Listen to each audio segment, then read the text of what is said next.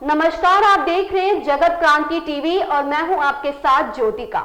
आइए रुक करते हैं खबर की ओर। 15 मार्च से निजी अस्पतालों में नहीं होगा आयुष्मान और चिरायु योजना के तहत मरीजों का इलाज। आयुष्मान भारत योजना को लेकर प्राइवेट अस्पतालों में काफी रोष है, क्योंकि सरकार ने बजट में पर्याप्त बढ़ोतरी नहीं की तथा पिछले 2-3 सालों से अस्पतालों के बिल भी समय पर नहीं दिए जा रहे। यही नहीं, बिना किसी ठोस कारण के मनमानी कटौतियां कर ली जाती हैं। पूछने पर कई महीनों तक कोई जवाब भी नहीं मिलता। जबकि केंद्र सरकार ने नवंबर 2021 में विभिन्न पैकेज की कीमतों में बढ़ोतरी कर दी गई थी, किंतु हरियाणा सरकार ने अब तक भी इन्हें लागू नहीं किया है। इस बारे में आईएमए भिवानी के जिला सचिव एवं बाल चिकित्सक डॉक्टर राज मेहता ने बताया कि अगर आईएमए हरियाणा की मांगे पूरी नहीं हुई तो 15 मार्च से आयुष्मान और चिरायु स्कीम का काम बंद करने का सरकार को नोटिस दिया जाएगा। डॉक्टर राज मेहता ने बताया कि प्रधानमंत्री नरेंद्र मोदी ने देश को सितंबर 2018 में आयुष्मान भारत नामक एक अभूतपूर्व योजना समर्पित की थी। उसी वर्ष हरियाणा ने भी इस योजना को अपना लिया था। अब हरियाणा सरकार ने चिरायु कार्ड भी बना दिए, जिसका लाभ और अधिक मरीजों को होगा। लेकिन दुख की बात है कि प्राइवेट अस्पताल आयुष्मान भारत योजना में लगभग लागत पर ही काम कर रहे और उन्हें समय पर भुगतान करने में सरकार असमर्थ है। कॉन्ट्रैक्ट के हिसाब से भुगतान 15 दिन में हो जाना चाहिए, अन्यथा उस पर ब्याज दिया जाना चाहिए। हालत यह है कि ब्याज तो दूर बल्कि लागत भी महीनों तक नहीं मिलती। हरियाणा सरकार ने इस समस्या के निदान हेतु तुरंत कोई ठोस कदम नहीं उठाए तो मजबूरन सभी आयुष्मान अस्पतालों को अपनी सेवाएं स्थगित करनी पड़ेंगी। उन्होंने बताया कि हरियाणा के डॉक्टरों का डेलीगेशन आईएमए हरियाणा के नेतृत्व में कई बार आयुष्मान से जुड़े हुए मुख्यमंत्री और अधिकारियों से मिल चुका है और उनको अपनी समस्याओं के बारे में अवगत कराया है। काफी समय बीत जाने के बाद भी कोई सकारात्मक कार्रवाई नहीं हुई। इसकी वजह से आयुष्मान मरीजों को अपनी सेवाएं देने में अस्पतालों का काफी नुकसान हो रहा और मुश्किलें आ रही हैं। भिवानी से सोमवीर शर्मा की रिपोर्ट। सर, आयुष्मान योजना को लेकर के आईएमए को किस प्रकार के ऐतराज हैं, उसको लेकर के आगे कैसे आप एजिटेशन करने वाले हैं, क्या कहेंगे, क्या समस्या है?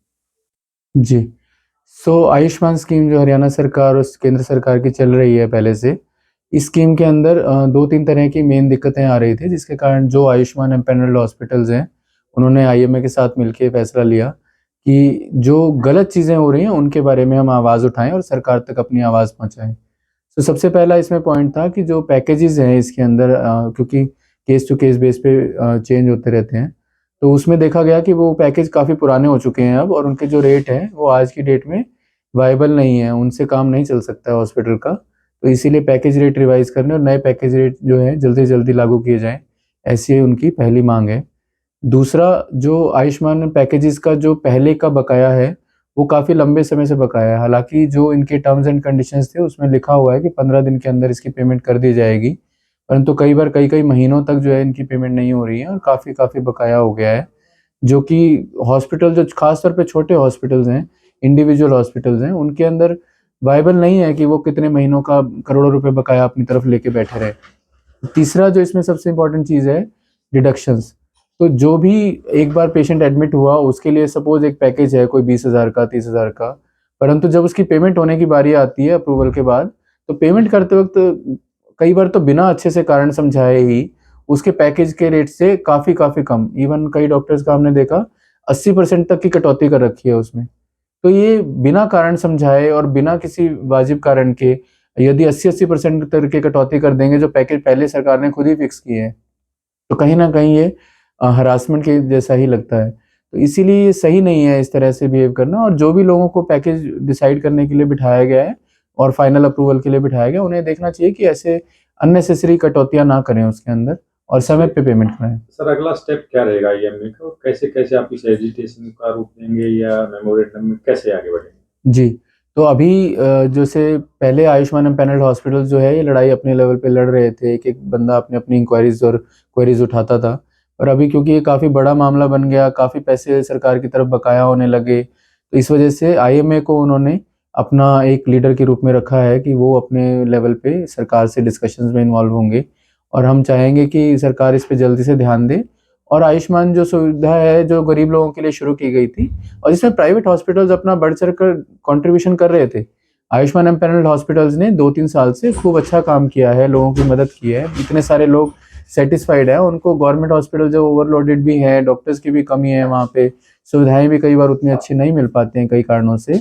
तो प्राइवेट हॉस्पिटल जो अपनी अच्छी सुविधाएं दे रहे थे, उनको बिना उस मरीज के खर्चे कराए वही अच्छी सुविधाएं उनको दे रहे थे।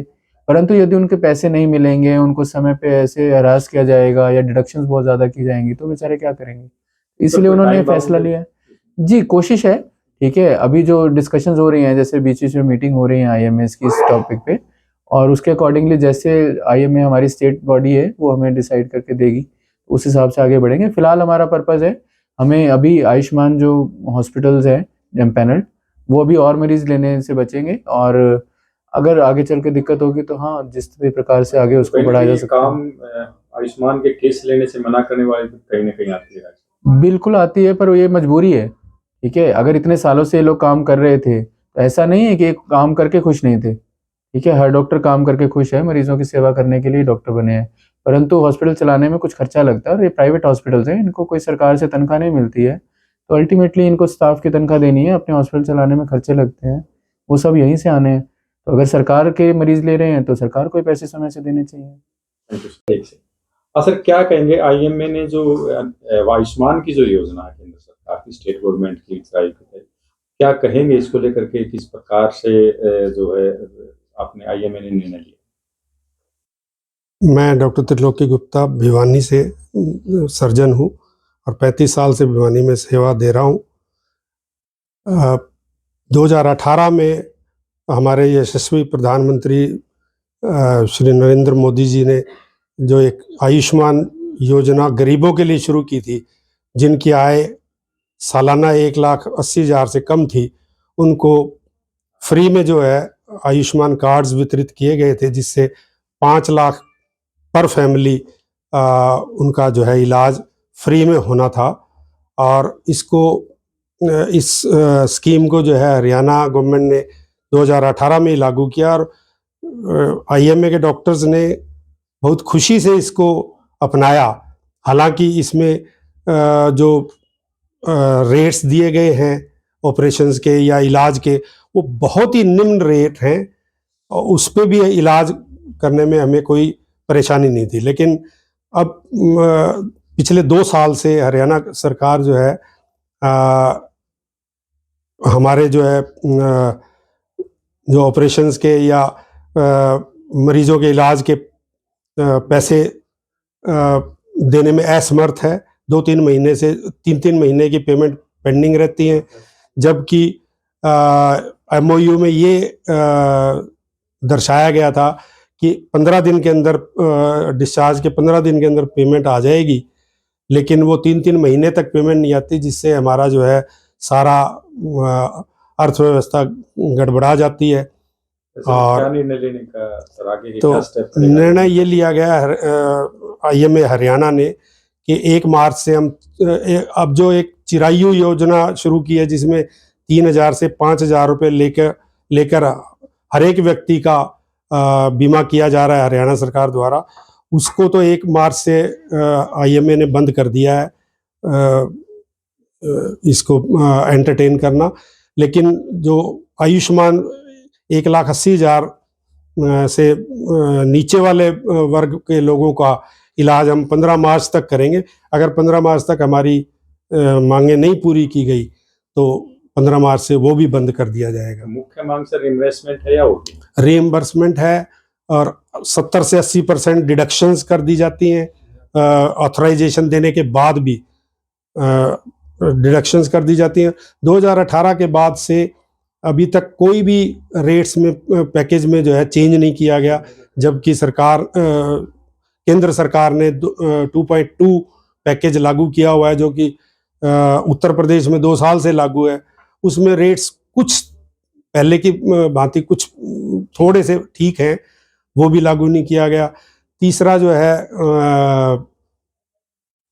मनमाने रेट्स, मनमाने तरीके से जो है पेमेंट काट ली जाती है 70 से 80% तक की काट इसको ली लेकर जाती के है। सर कोई ज्ञापन भी भविष्य में आप देने जा रहे हैं या कोई प्रोटेस्ट स्टेट आईएमए ने ज्ञापन दे दिया है सरकार को, और सरकार इस बारे में विचार कर रही है। Thank you sir.